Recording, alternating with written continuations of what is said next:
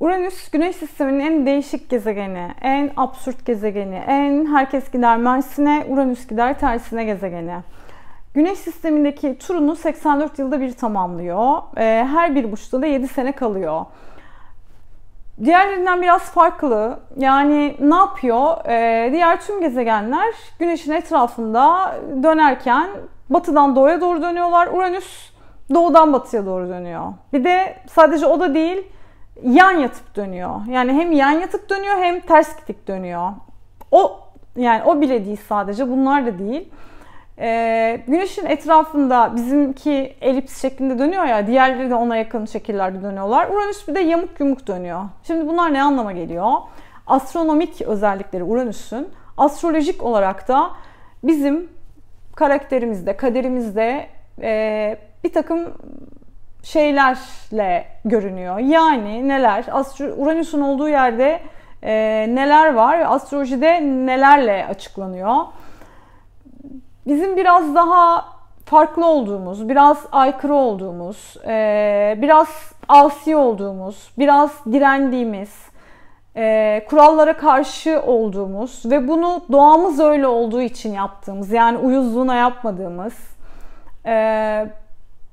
biraz farklı olduğumuz için belki reddedildiğimiz için belki yalnızlaştığımız ya da bunların tersi daha olumlu şeyler, farklı bakış açısına sahip olduğumuz, kimsenin, başka insanların göremediği yerden, olaylara bakmadığı yerden baktığımız, göremediklerini gördüğümüz, zamanın ötesinde düşündüğümüz, kimsenin fark etmediği şeyleri fark edip buluşlar yaptığımız, aniden başımıza gelen iyi ya da kötü şeyler, Uranüs bunlara karşılık geliyor ve haritada Uranüs'ün hareketleri genellikle bizim önemli bir noktamızla temas ettiğinde bizi aniden Uranüs'ün doğum haritasındaki konumumuz neyse, o anki gezegenlerle teması ve bizim doğum anımızdaki gezegenlerle teması neyse ona göre değişmek üzere çok ciddi değişiklikler oluyor. Bunlar son derece kadersel değişiklikler. Yani bir daha geriye dönüşün olmayacağı değişiklikler. Evlenmek gibi, ölüm gibi, hastalık gibi, kaza gibi,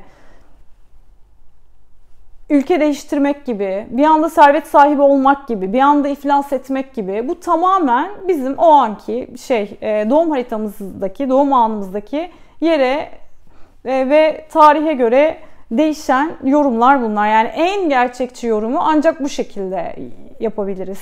Evet, her yerde Uranüs boğaya girdi, koçlar için şöyle olacak, boğalar için böyle olacak, ikizler için böyle olacak deniyor. Her yerde yazıyoruz, okuyoruz, dinliyoruz. Mesela akrep için genel olarak, genel anlamda ne ifade eder? Akrepler bu 7 yıl boyunca bir kere bundan önceki 7 yıl, yani hangi zamandan itibaren başlayacaksa bu. Bu da sizin daha çok Akrep burcunun hangi zamanında doğduğunuzla ilgili olmak üzere ne zaman başlayacaksa ondan sonraki 7-8 sene boyunca, bir daha önceki yaşadığınız 7-8 sene boyunca olan hiçbir şey yaşamayacaksınız. Yani önceki hayatınızdaki hiçbir şey yaşamayacaksınız. Önceki bitti, geride kaldı. Aniden akrepler evlenebilir. Akıllarında yokken evlenebilir. Akıllarında olmayan bir insanla, karşılarına bir anda çıkan bir insanla evlenebilir. Yabancı biriyle evlenebilir. Bir anda yurt dışına yerleşebilir. Bir anda şöhret olabilir. Bir anda mahkemelerde işleri varsa beklemedikleri anda hallolur. Ya da beklemedikleri anda alakasız bir şekilde, akıllarına gelmeyecek bir şekilde mahkemelik olabilirler. Bir anda boşanabilirler. Hiç akıllarında yokken özgürlüklerini ilan etmek isteyebilirler. Bir anda ayrı evde yaşamak isteyebilirler. Yurt dışına, şehir dışına yerleşebilirler. İş ortaklıkları kurabilirler. Hayatlarında daha önce olmayan insanlarla, daha önce akıllarına gelmeyen şekillerde. Yani bunlar çok genel. Yapılan yorumlarda genelde bu tür, hani birkaç cümleyle bu tür yorumlar, ama bu dönem içinde evet, ölen akrepler de olacak. Hastalanan akrepler de olacak. Allah korusun. Allah gecinden versin. İşte evlenen olacak, boşanan olacak. Yani çok genel geçer yorumlar yapmak, astrolojiyi anlamak açısından başımıza gelecekleri öngörmek açısından çok da sağlıklı değil. Bu durumda ne yapacağız? Evet, bir astrologdan bu konularda bilgi almak lazım. Çok merak ediyorsanız. Yani sadece burcunuza göre okumanız çok genel şeyler sağlar. Yani hayatınızda tek tek evet belki olduğunu görürsünüz ama o kadar geneldir ki yani zorlarsanız herhangi bir burç için söylenen bir şeyden bütün burçlar nemalanabilir. Çünkü doğum haritamız 360 derece olan o yuvarlak şeyde her bir burç var. Ve her bir burcun özelliklerini de taşıyoruz. Belki Uranüs bizim o alanımızı etkiliyor. Doğum zamanındaki Uranüs'le birlikte ve daha birçok şeyle birlikte. O yüzden sadece Uranüs'ün burç değiştirmesi vesaire değil, işte bir sürü şeye bakmak gerekiyor. Uranüs'le ilgili ben bir de şunu söylemek istiyorum.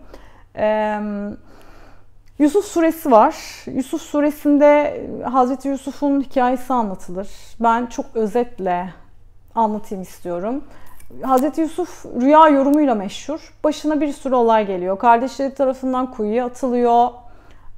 Sonra babası bunu duyunca kör oluyor. Gözüne körlük geliyor.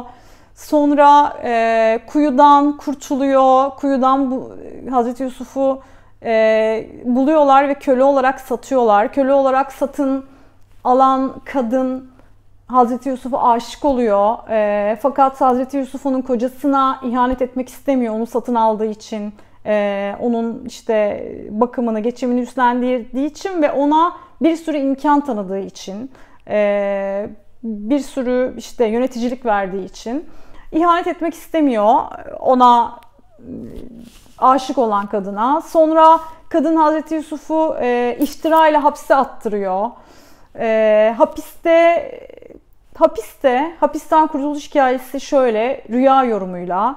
Bu işte kendisini hapse attıran kadın Züleyha'nın kocasının yani efendisinin aslında kendisinin de efendisinin, kendisinin de yıllarca hizmet ettiği efendisinin, kendisini kuyudan kurtaran efendisinin, kuyudan daha doğrusu kurtaranlardan satın alan efendisinin rüyasını yorumluyor. Rüyası şöyle Züleyha'nın kocasının ve Hazreti Yusuf'un kralının diyor ki bu hani aynen birebir böyle kitapta da bakabilirsiniz. Rüya görüyor, çok etkileniyor. Sabah kalkıyor, işte etrafında kahinlerini, rüya yorumcularını topluyor. Diyor ki ben diyor çok değişik bir rüya gördüm diyor. Anlatıyor rüyayı. Rüyada 7 semiz inek, 7 zayıf inek, 7 kuru başak, 7 yeşil başak. Rüyası bu. Kahinleri diyor ki bu diyor bizim diyor yorumlayabileceğimiz şeyler değildir. Bunlar sadece karışık düşlerdir diyor. Kralın kahinleri. Sonra krala hapisteki zindandaki Yusuf hatırlatılıyor ve Yusuf bu rüyayı yorumluyor. Yusuf bu rüyayı şöyle yorumluyor. Diyor ki 7 semiz inek, 7 zayıf inek, 7 yeşil başak, 7 kuru başak. 7 sene bolluk bereket olacak. İşte ürünler bol olacak. Ekinleriniz mahsul verecek. Siz bu 7 sene boyunca yiyeceklerinizi yiyin ama az bir miktar yiyin. Kalanı biriktirin. Kalanı biriktirin çünkü bundan sonraki 7 sene kıtlık olacak, kuraklık olacak. Ve 7 sene boyunca siz bu kıtlıktaki bolluktaki ürünleri yiyeceksiniz diyor. Tabii kral çok etkileniyor bu rüyadan. Yusuf'u zindandan çıkarıyor. Zaten iftirayla zindana atıldığını da gayet iyi biliyor. Karısının iftirasıyla atıldığını da biliyor. Affediyor. Herkesi affediyor.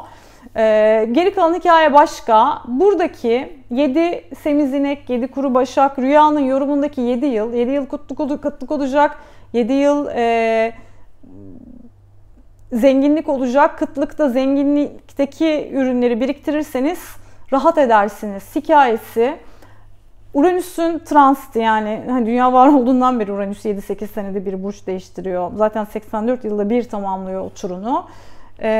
Bunu Uranüs döngüsü gibi yorumlayabiliriz, benzetebiliriz. Yani Kur'an bu yüzden var. Yani inanıyorsanız eğer, tabii inanmıyorsanız boş laf da, inanıyorsanız işte hani her şeyi bir ilmiyle kuşatmış ya Allah.